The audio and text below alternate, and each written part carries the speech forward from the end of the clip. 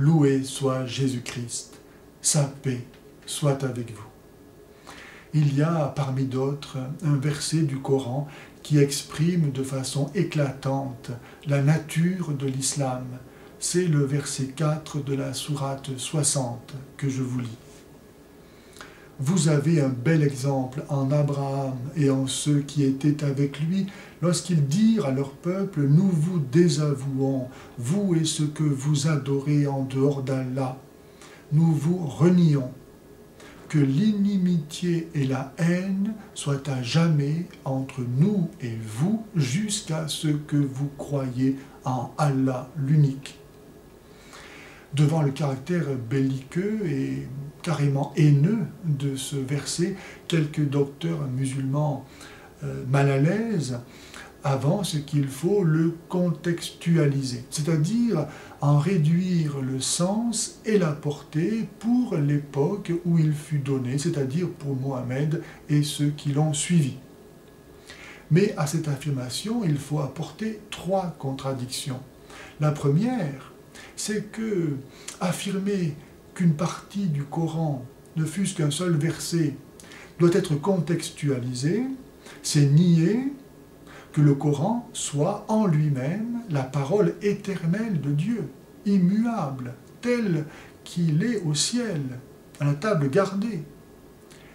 C'est affirmer que le Coran n'a donc pas une valeur pour tous les temps et tous les hommes, qui n'est pas d'une portée universelle, et que donc il n'est pas la vérité même valable pour tous les temps et tous les hommes.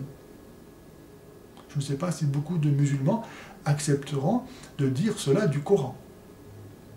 La deuxième contradiction, c'est que l'auteur de ce verset, Allah, engage sa vérité et son autorité, non pas pour un temps déterminé, et aujourd'hui passé, mais à jamais. La parole de ce verset a une portée qui s'étend d'une façon indéfinie. Elle n'est pas limitée dans le temps. Elle est à jamais. La troisième contradiction, c'est que cette parole est mise dans la bouche d'Abraham, donnée comme modèle aux musulmans, aux lecteurs du Coran, et pas seulement à l'époque de Mohammed. Le Coran s'adresse, dans sa lecture, à tous les musulmans et à tous ceux qui sont censés le devenir, et à qui Abraham est donné comme modèle en train de prononcer cette parole de haine. Qui, parmi les musulmans, reniera que Abraham soit son modèle, en sorte qu'il ne puisse plus dire cette parole de haine.